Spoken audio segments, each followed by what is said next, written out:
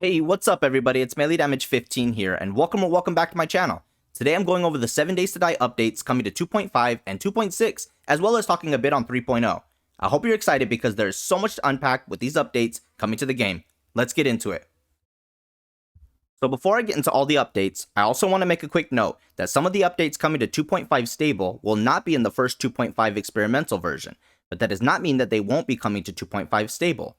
All of this information was gathered from the 7 Days to Die X page, as well as the 7 Days forum page through Fatal, who is a developer, and Roland, who is a mod. It has been stated that there will be a few experimental versions of 2.5 before the stable version launches. These are differentiated with the different B numbers that follow the version number. And as far as the release window, this update will be coming in early December. Now for the updates. Coming to 2.5 are Jars, Smell, Apiary Workstation, new Frostclaw and Plague Spitter models, Distant Storms, and maybe Third Person. Now let's go over these updates, and then we'll talk about some of the ones that will be in 2.6 and then 3.0. Jars are back and have been completely revamped. Now we don't have a ton of information on what this means, but Roland, who is a mod for 7 Days to Die, has been chatting in the forums with Fatal and has played the newer build and talks about how jars are actually balanced now, and when you find a jar while looting, it's actually very nice find, and the Dew Collector has even more meaning now. I'm really excited to see these return. Now Smell is also another feature that is being brought back and revamped. According to Fatal, when zombies smell you, they will move at blood moon speeds to get to you. Now, there will be sliders for smell speed of zombies to change that as you wish, but that will be the default. So it goes based off of your blood moon speeds, but also by the respective slider. Raw meat also emits smell, but will be able to be wrapped up to help stop the smell. Eating smelly foods will emit smell as well, but it will gradually fade.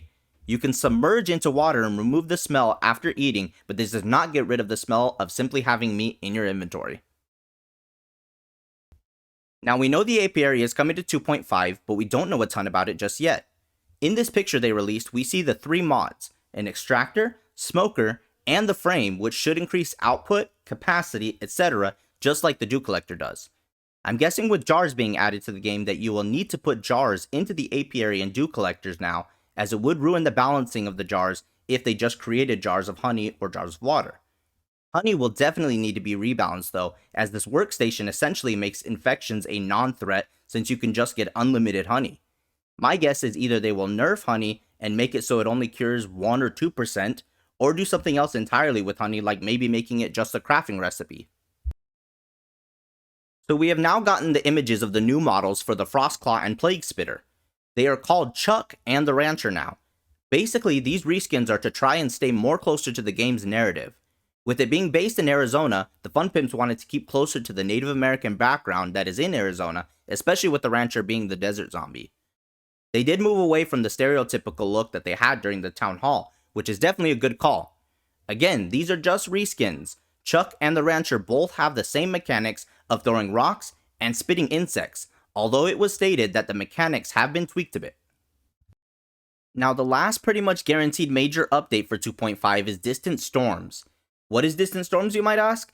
It is a new graphical update that will allow you to view the storms rolling in and even from other biomes. Fatal showed one image here where you can see the snow biome from the forest biome, and you can actually see a huge snowstorm that is going on in that area. I think this is actually a really cool update because we will now be able to see storms coming toward us instead of just appearing out of thin air. So Third Person was supposed to be in 2.5, but is now looking more like 2.6, as they are still working on a few hiccups with it. They showed what it looks like during the town hall, and it looked really good. The main hiccup they are having is going up and down ladders in third person, while still being able to shoot like you are in first person. So hopefully we do get this in 2.6, and it isn't pushed back to 3.0, but it is planned to be dropped before 3.0 still. If you find yourself enjoying this video, make sure to hit the subscribe button to support this channel. I have lots of 7 Days to Die content for you to enjoy, so check out my other videos and playlists.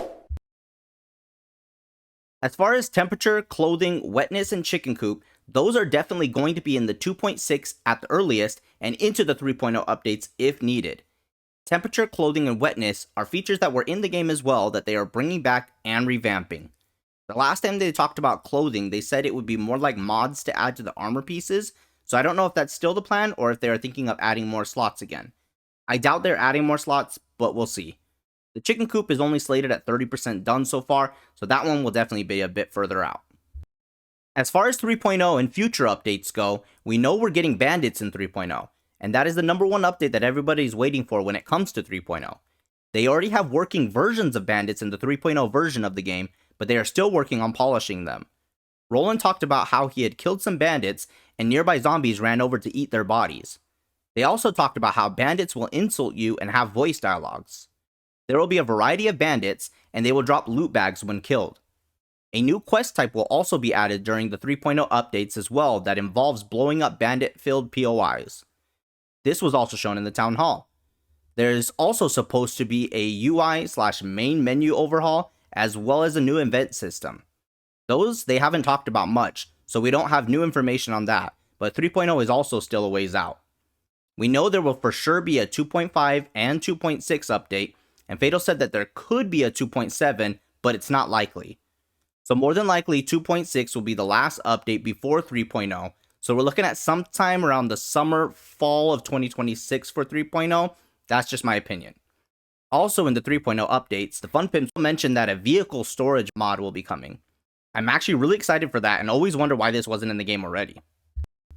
Lastly, the Fun Pimps mentioned on X that there will more than likely be a dev stream coming. Now in context with the questions asked, I assume it means for 2.5 to go over everything. So with 2.5 dropping early in December, I would guess that we would get a dev stream either the end of November or the first week in December right before the update drops. Anyways, that's all that I have for you today. Thank you so much for watching this video. What are your thoughts on these updates? Let me know in the comments below. If you enjoyed today's video, please leave a like and hit the subscribe button for more 7 Days to Die content.